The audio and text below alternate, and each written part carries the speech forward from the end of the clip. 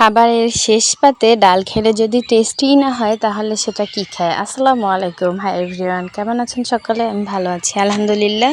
অসাধারণ স্বাদে ডাল রান্নার রেসিপি শেয়ার করছি, ভালো লাগলে সাথেই থাকবেন। চুলায় একটি প্যানে দিয়ে দিচ্ছি আগে থেকে আমি ভিজিয়ে রেখেছিলাম 1 কাপ মসুর ডাল। সেই ডালটা এখন এখানে ধুয়ে পরিষ্কার করে নিয়ে নিচ্ছি। এবার এখানে পানি দিয়ে ঢাকা দিয়ে ঢেকে দিব আর অপেক্ষা করব সেদ্ধ হওয়া পর্যন্ত। যেহেতু ডালটা ভিজিয়ে রেখেছিলাম তাই অল্প সময়ের মধ্যে কিন্তু সেদ্ধ হয়ে যাবে। দেখুন আমার ডালটা শুকিয়ে গেছে, পানি একেবারে, ডালটাও সেদ্ধ হয়ে গেছে। এবার আমি এখানে দিয়ে দিচ্ছি পেঁয়াজ কুচি, প্রায় 2টা পেঁয়াজ আমি কুচি করে এখানে নিয়ে নিচ্ছি আস্ত কাঁচামরিচ, ঝাল খেতে চাইলে কাঁচামরিচ চিড়ে দিতে পারেন। হলুদ দিয়ে দিলাম 1 চা চামচ, সেই সাথে দিয়ে দিলাম স্বাদ মতো লবণ। এটা যে যার টেস্ট অনুযায়ী দিবেন বা স্বাদ অনুযায়ী দিবেন। দেয়া হয়ে গেলে এখানে এখন পরিমাণ মতো পানি দিয়ে দিব। যদি বেশি পাতলা খেতে চান তাহলে কিন্তু ডালে তেমন টেস্ট পাবেন না, একটু ঘন খেতে হবে, আবার বেশি ঘন হবে না।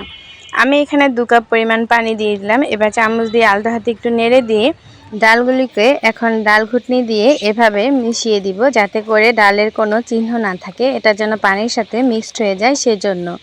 যদি ডাল আস্ত থাকে তাহলে কিন্তু ডালের টেস্ট ভালো পাবেন না। মিশিয়ে নেওয়া হয়ে গেলে এবার অপেক্ষা করব ডালটা বলক এসে একটু ঘন হয়ে যাওয়া পর্যন্ত। বেশ অনেকটা সময় পরে জাল করার পরে কিন্তু ডালটা আমার ঘন হয়ে এসেছে। এখন আমি ডালটাকে বাগার দিয়ে নিব। ডালের কালারটা কত সুন্দর আসছে দেখে বুঝতে পারছেন, বাগারের পরে কিন্তু আরও ভালো হবে। ডালটা নামিয়ে চুলায় একটি প্যান বসিয়ে দিলাম, সেখানে এখন পরিমাণ মতো তেল দিয়ে দিচ্ছি 2 টেবিল চামচের মতো রসুন কুচি। এরপরে এখানে দিয়ে দিচ্ছি 2টি আস্ত শুকনো মরিচ। এগুলোকে এখন খুব ভালোভাবে একটু ভেজে নিব যতক্ষণ না পর্যন্ত লালচে রং আসছে। এই রসুন যত ভালোভাবে ভাজবেন আপনার ডালের কালার এবং টেস্ট কিন্তু ততটাই বাড়বে।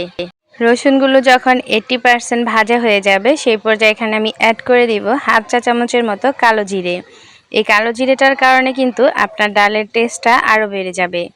এখন এই কালো জিরেটা দিয়ে আমি 2-1টা নাড়া দিয়ে চুলা থেকে এই বাগারটা নামিয়ে ডালের মধ্যে সাথে সাথে ঢেলে দিব। দেওয়া হয়ে গেলে আমি সাথে সাথে ঢাকা দিয়ে ঢেকে চুলাটা বন্ধ করে রেখে দিব প্রায় 20 মিনিটের জন্য। ডাল বাগার করার পরে আমি কিন্তু আর কোনো ধরনের চুলায় জাল করি না, তাহলে নাকি ডালের টেস্ট নষ্ট হয়ে যায়। এটা আমি আমার মায়ের থেকে শিখেছি। 20 মিনিট পরে আমি ঢাকা উঠিয়ে নিচ্ছি, দেখুন দেখতেই অসাধারণ লাগছে। এবার আমি একটা বাটিতে নিয়ে নিচ্ছি, উপর থেকে আমি এভাবে চামচ দিয়ে নাড়াচাড়া করে নিচ্ছি। যদি রেসিপি ভালো লাগে তাহলে অবশ্যই সাথে থাকবেন, অন্যদেরকে দেখার সুযোগ করে দিবেন। আরও মজার মজার রেসিপি নিয়ে চলে আসবো আপনাদের কাছে। আজকের মতো বিদায় নিচ্ছি, সেই পর্যন্ত সবাই ভালো থাকবেন। আল্লাহ হাফেজ।